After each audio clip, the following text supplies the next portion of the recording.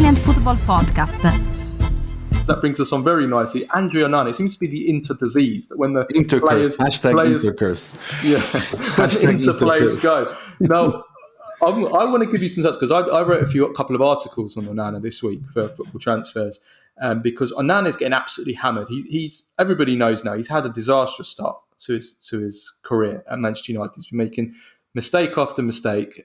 This week again, another huge mistake. He gave a hospital pass to Casemiro in the defeat against Galatasaray, and then as a result, Casemiro got sent off because of it. And then the winner from Icardi was just awful goalkeeping. From Icardi, chipped it from about it was so beautiful 8 yards away from him, and he went down so easily. Lovely chip. It was a lovely chip. It was dreadful goalkeeping. So yeah, he's having a nightmare of things now. I want to ask the question, Nima. I'm going to read you some stats out. I want to ask the question whether, is there a possibility that Onana was maybe a bit overrated at Inter? We all know, nobody denies that he's probably the best in the world with the ball distribution. Not that Casemiro pass would suggest that, but he's brilliant with his feet. He's brilliant at press breaking. Mentally he's so strong. He's very commanding. He's a leader. These are all very important attributes for a goalkeeper when you're leading your defence and everything. So I'm not taking any of that away from him. But when we look at actually his basic goalkeeping, which is saving the ball, shot stopping, his actual shot stopping stats at Inter weren't actually very impressive. So he only had the 9th highest save percentage in Serie A last season. The best in the league was actually Provedel of Lazio. Then it was Szczesny, then Meret, then Skorupski, then Vicario at Empoli, Falcone, Lecce, Sepe, Salernitana, Milinkovic-Savic at Torino in 8th place, and then Onana was 9th. He made 61 saves in the Serie A season. Only one goalkeeper who played as many or more games than him made less saves than Onana, and that was Terracciano at Fiorentina, and I think neither of us rate him very highly. Inter conceded 42 goals in 38 games. Their expected goals against was 36, so they let in 6 goals more than they should have done based on their expected goals against. I know Handanovic played, I think, 14 games, so that wasn't all Onana's fault, but Onana averaged 1 goal conceded per game in Serie A. Obviously, this isn't all on Onana. This is also on the defence and the team. And Inter lost 7 and drew 3 of these 24 matches Onana played. They won 14 of them. And also, Sky Sports, which is a very respected football statistics site, which is used by professional clubs, they showed that Onana had a negative record when it came to saving expected goals. He conceded 0.04 more goals per 90 than he should have. So it's not hugely a negative number, but it's still under negative. And he also had an average of 0.67 shot-stopping errors per 90 minutes. And just to define that, shot-stopping error is defined as a shot on target with a per shot expected goal value smaller than 0.25, which was not saved by the goalkeeper. So that was he made an average of 0.67 shot stopping errors per 90. That number has now ballooned at Manchester United to 1.21, so it's basically doubled. So based on these stats, is there a possibility that maybe Onana's just basic goalkeeping was overrated a little bit because of all the other great things that he did with Inter? Well, I never overrated it. I've said consistently the same thing since he joined.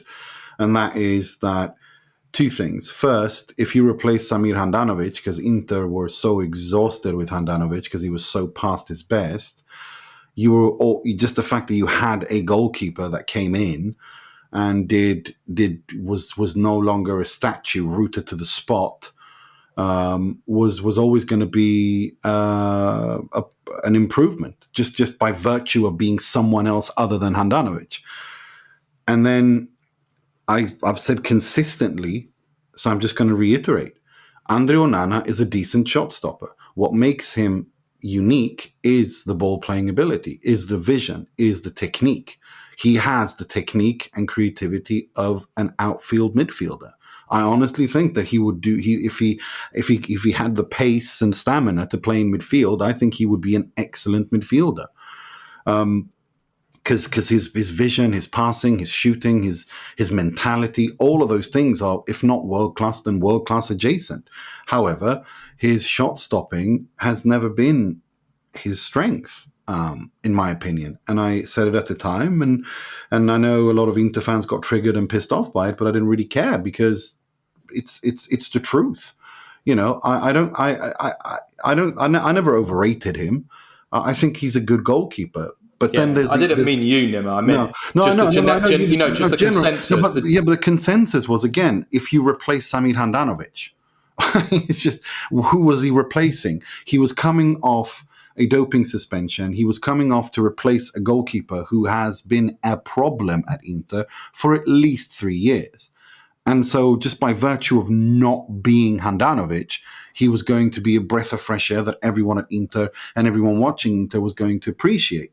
Now, I think, again, the second point, there's a nuance here, and that is he came to an Inter that is incredibly organized and has a clear identity and a very clear identity and defensive identity and team, and a manager who has things and a structure in place, at least on the sporting side, in terms of the first team is concerned, that it is working, right? At Man United, he is surrounded by an absolute burning shit fire of a toilet. I'm sorry. It's a dumpster fire. Manchester United are a dumpster fire of a club. The squad is poorly constructed. Off the pitch, we don't even need to get into.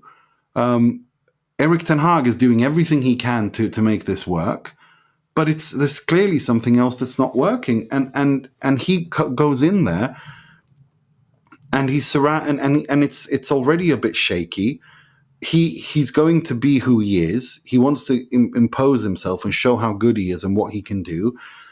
And he starts getting criticized for yelling at Harry Maguire, and he gets, this, that, and the other, and then these I know, and all these other, and all the rest of the, the Keane, Neville, Ferdinand, the old guard, all have opinions, and they all just keep chiming in and destabilizing Man United with their comments.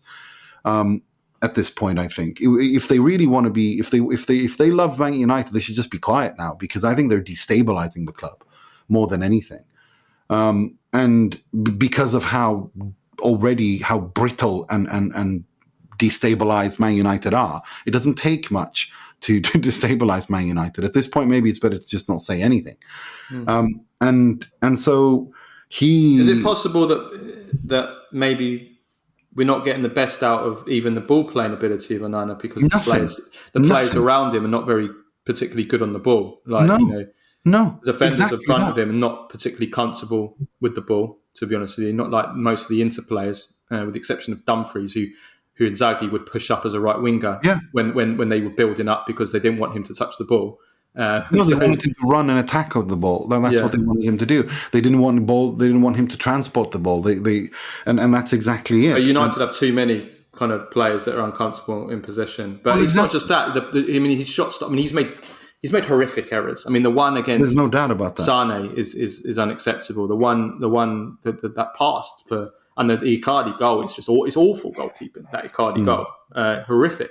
To go down like that so easily, and then the pass for Casemiro as well. I don't know. Think that this is what I think why I think that people, you should let's not. He wasn't as good as he was hyped up to be, and he's not as bad as he's being dragged down now. But do you think that Inter? Because I remember I said it, and I put my hands. It's too early to say, but I put my hands up and said that I thought that Inter undersold Onana. Do you think maybe they didn't undersell him? Maybe this was actually his value, or maybe even above his value, maybe? No, I don't think it was above his value. I'd say it's around what he's worth. Because, again, remember, he came back from a doping suspension. He had one season. There were question marks there. And so I think Marotta did a good job in how much he sold him for. But of course, it is what it is at the end of the day. I reiterate, I don't think Onana is as bad as he's being made out to be now, and I don't think he was as good as people were making him up to be then. Then, because of the Handanovic situation and him replacing Handanovic, and also his mentality, he suited really well in at the club as well.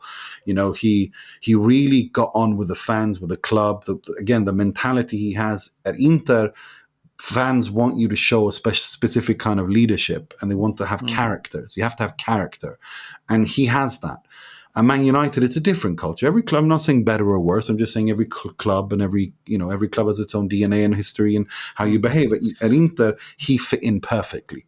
Maybe he will, Nima. Maybe he'll return in a couple of years on loan. Once Sommer is like 36, 37. He's too old, and Onana will come back on loan.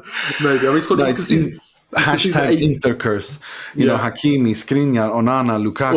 All of them returning on loan. Yeah, I mean, he's conceded 18 goals in 10 games for United. That's insane. But then again, that defense. I'm sorry. It's just. Well, yeah. Actually, I want to say that because Ten Hag, I'm sorry, he's playing Sofian Amrabat at left back.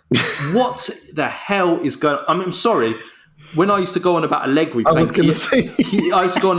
playing Chiesa as a second right back. You're playing Amrabat at left back. What is that about? I don't care if Luke Shaw's injured. What's his name? The other guy's not available. Reguilon is not available. I don't care. You do not play Sofian. I mean, I'm sorry, that is hanging him out to dry. I mean, he was horrible. 2 of the goals were at least partly down to him. What? I mean, come on. I mean, if I'm Amrabat, I'm saying I don't care if I've just joined you. I'm not playing at left back. You're hanging me out to dry here. Anyway. That's, I agree, and I think that there are issues there, and again. The problem, Man United have problems. They keep spending money, but they don't spend it on the right players, and they don't seem to be able to get a structure going. It seems to just go round and round and round. They win a title here or there, minor title here and there, and everyone thinks, oh, the glory days are back again, and they're not, because there's structurally something not working. I haven't been impressed by Ten Hag. Everybody, if I watch him play, Ten Hag play, I don't see any of the Ajax football that they brought him in for. They brought him in to be this kind of high pressing, possession play, modern play. Like the way Ajax play, total football, attractive football, dominating the ball, being in control of the game. They're like a counter-attacking team most of the time. Whenever they play against a good team, they just play counter-attacking. They're disjointed. They last season they were bailed out by Rashford most of the time. This season Rashford's playing badly, and we're seeing the results. I don't see any identity at all from Man United. So if he's not bringing any identity, then what is he bringing? I'm not denying that there's all these other ridiculous problems. It doesn't matter who the manager is, but I'm not seeing anything from Ten Hag. And I think he's going to be sacked soon. If this continues, and again, I'm going to keep pushing that. I think they were mistaken not to bring in Antonio Conte. They should have brought in Antonio Conte when they did, when they could have, and they didn't. Well, his name could be in the frame, Nima, soon. Yeah, I think Antonio Conte would just come in there and he would straighten it out, and then he's also the character he is more of the Sir Alex Ferguson school than he is a disciplined guy, and Man United when they were at their best was a well-oiled machine. It was I don't understand why it makes you can't control him because Conte will throw everyone under the bus when he's not happy, but if you can handle him, that's part of the job of being a director of football, is to handle the managers, to be able to create be a diplomat and keep everyone happy. That's what you're supposed to do at a football club, as a director, and it doesn't seem that United have anyone in charge. They have no structure. No structure whatsoever.